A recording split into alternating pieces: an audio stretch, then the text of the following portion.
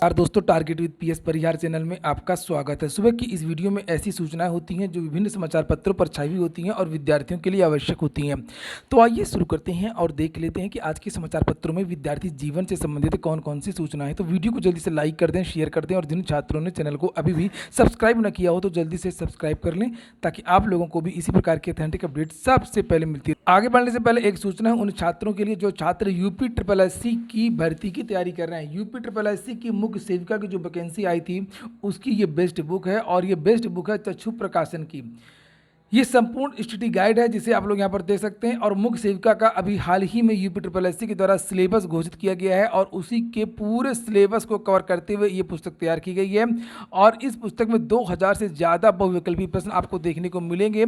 चक्षु प्रकाशन की ये पुस्तकें आपको सभी कापी किताबों की दुकानों में मिल जाएंगी और अगर आप लोग ऑनलाइन मंगवाना चाहते हैं तो उसकी लिंक मैंने डिस्क्रिप्शन बॉक्स में दे दी है, वहाँ पर जाकर के आप लोग मुख्य सेविका के इस पुस्तक को ऑनलाइन भी मंगवा सकते हैं। चलिए शुरू करते हैं बात की सूचना को और सबसे पहले बात होगी 4463 पदों पर नई लेखपाल भर्ती पत्र जारी। मैंने कल ही इसके बारे में पहले ही वीडियो बनाया था। यहाँ पर आप लोग देख सकते हैं जहाँ पर लिखा है कि 13 घंटे पहले और यहाँ पर मैंने लेखपाल भर्ती के बारे में बताया था कि 4000 लेखपालों की नई भर्ती जल्द और उसी के बारे में आज के लगभग सभी समाचार पत्रों में जानकारी दी गई है। एक बात फिर से याद दिला दूं कि अगर आप लोगों ने वीडियो को लाइक ना किया हो तो लाइक अवश्य कर दिया करें।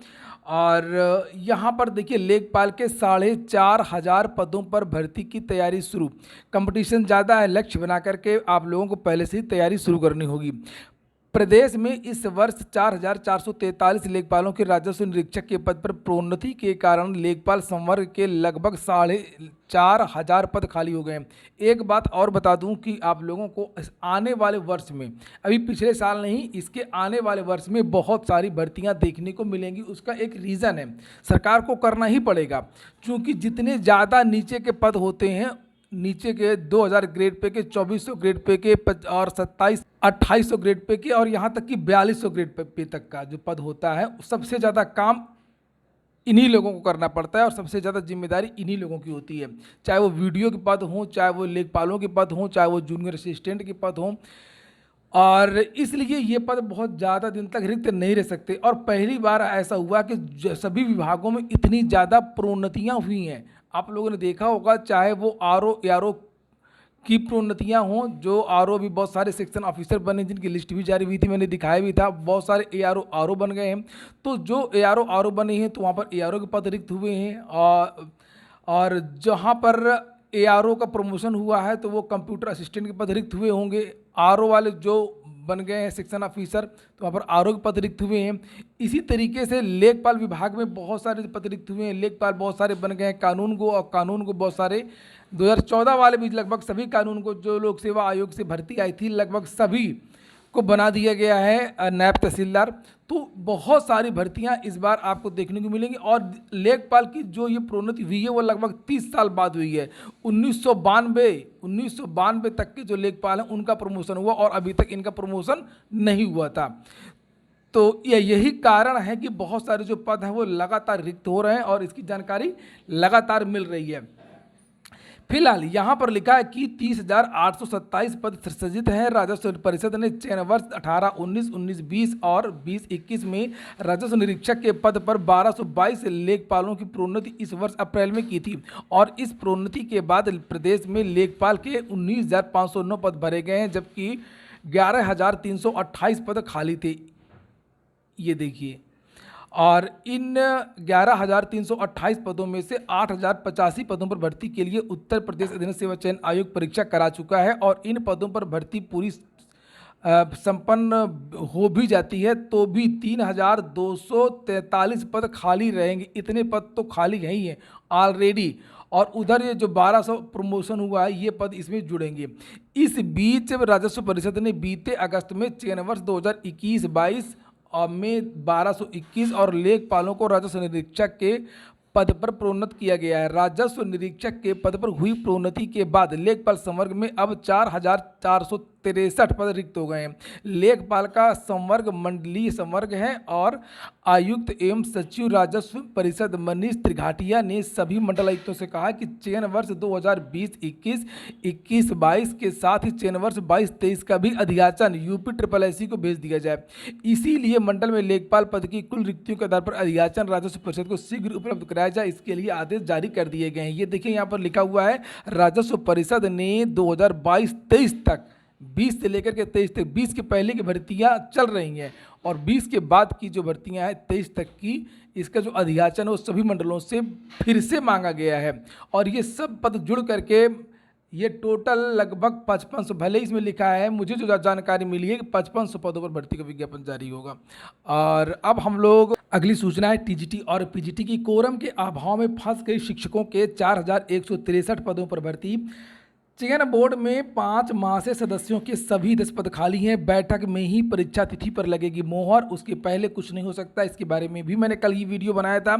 8 लाख अभ्यर्थियों और पीजीटी के 850 पदों के लिए 4.5 लाख से अधिक अभ्यर्थियों ने आवेदन किए हैं और 1 माह में मिल सकते हैं नए सदस्य। आखिरकार अभी तक सदस्य क्यों नहीं मिले?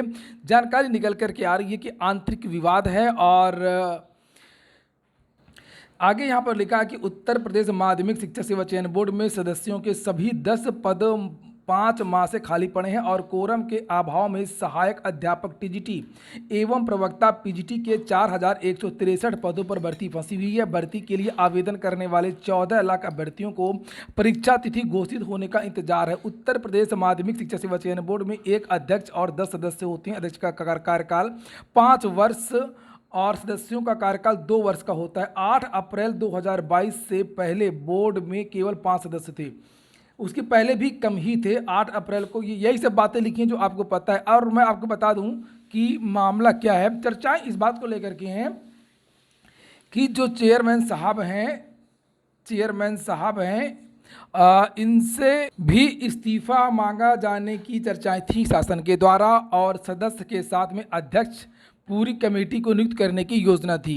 ये चर्चाएं ये हैं कि इस्तीफा दिया नहीं गया, इसीलिए इसमें सदस्यों को भेजने में थोड़ा सा देरी की गई है।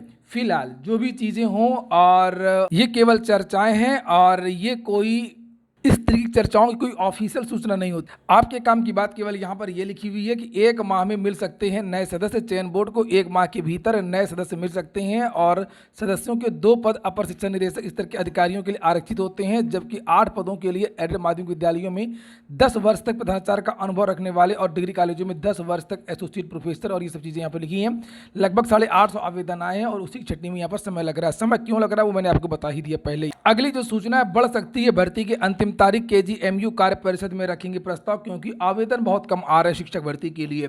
KGMU में शिक्षक भर्ती का विज्ञापन 31 सितंबर तक बढ़ने की पूरी उम्मीद है। विश्वविद्यालय में इस समय शिक्षक भर्ती की प्रक्रिया चल रही है। आवेदन की अंतिम तारीख पिछले महीने समाप्त हो चुकी है, लेकिन कई सुपर स्पेशलिटी विभागों में एक आवेदन ही आए हैं। इसे देखते हुए अब KGMU प्रशासन एक बार फिर से आवेदन की अंतिम तारीख बढ़ाने जा रहा है। इसका प्रस्ताव 13 सितंबर को प्रस्तावित कार्य परिषद की बैठक में किया जाएगा। सिविल अस्पताल में भर्ती होंगे 40 रेजिडेंट डॉक्टरों के तबादले के बाद अस्पतालों में खाली पड़े पदों को भरने की कवायद शुरू हो गई है। पहले चरण में सिविल अस्पताल रेजिडेंट डॉक्टरों की भर्ती करेगा ताकि मरीजों को इलाज में परेशानी ना। टीजीटी पीजीटी की और भी बहुत सारी सूचना, जैसे लिखा है एडेड विद्यालयों में कला शिक्षक बनने के लिए लाहौर के मेयो कॉलेज की डिग्री मान्य बनी। बहुत पुरानी डिग्रियां मान्य हैं और जो नई डिग्री आई हैं महत्वपूर्ण, वो मान्य नहीं है। जैसे एडेड माध्यमिक विद्यालय जो टीजीटी पीजीटी होता है, वहां पर कंप्यूटर शिक्षकों की भर्ती नहीं होती है, जबकि कंप्यूटर की आवश्यकता है। चयन की अर्हता समान करने के लिए कमेटियां लगातार बनती रहीं, लेकिन अभी तक ये विवाद लगातार जारी है। और नीचे यहाँ पर ये बयान छपा हुआ है कि माध्यमिक शिक्षा परिषद 1921 की नियमावली बदलने पर गंभीरता से कार्य हो रहा है। एडेड माध्यमिक विद्यालयों में कंप्यूटर शिक्षक रखे जाने की तैयारी है। निदेशालय से प्रस्ताव लेकर के शासन को भेज दिया है, जल्द ही निर्देश जारी होगा। यूपी बोर्ड ने पहली परीक्षा 1923 में कराई थी, इसलिए अभी अवसर है। पुरातन छात्रों को बुला करके आयोजन भी करेंगे। सरिता तिवारी, निदेशक माध्यमिक शिक्षा। अगली सूचना है EWS की। UPSSC में विद्यार्थियों को अक्सर सवाल आते रहते हैं कि EWS की जो कब तक का EWS होना चाहिए जब कोई भर्ती आती है, और तो यूपी ट्रिपल एससी के द्वारा जानकारी ये दी गई है कि जिस वर्ष वैकेंसी आती है उसी वित्तीय वर्ष यानी 1 अप्रैल, जैसे लेखपाल भर्ती के बारे में यहाँ पर किसी ने पूछा है कि लेखपाल भर्ती 2022 डीवी के दौरान कौन सा ईडब्ल्यूएस प्रमाण पत्र काम करेगा, जून 2022 वाला या 4 मार्च 2021 वाला। तो इन्होंने यहाँ पर बताया कि 1 अप्रैल 2021 से लास्ट डेट ऑफ एप्लीकेशन, तो जो भी भर्ती आती है उसके लास्ट डेट तक आपके पास सभी प्रमाण पत्र आवेदन के लास्ट डेट के पहले पहले के होने चाहिए और ईडब्ल्यूएस जो होता है वो उसी वित्तीय वर्ष का होना चाहिए और वित्तीय वर्ष की गणना 1 अप्रैल से की जाती है, चाहे 1 अप्रैल 2021 हो, 22 हो। तो अब जो वैकेंसी आएंगी वो 1 अप्रैल 2022, जो 22 वाली भर्तियां हैं वो 1 अप्रैल 2022 का होना चाहिए।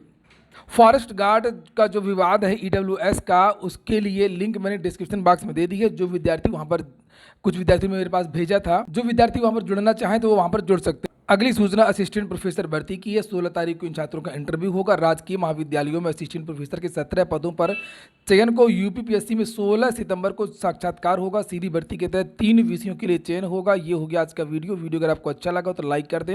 जिन छात्रों ने चैनल को सब्सक्राइब ना किया हो तो सब्सक्राइब कर। पूरा वीडियो सुनने के लिए बहुत बहुत धन्यवाद।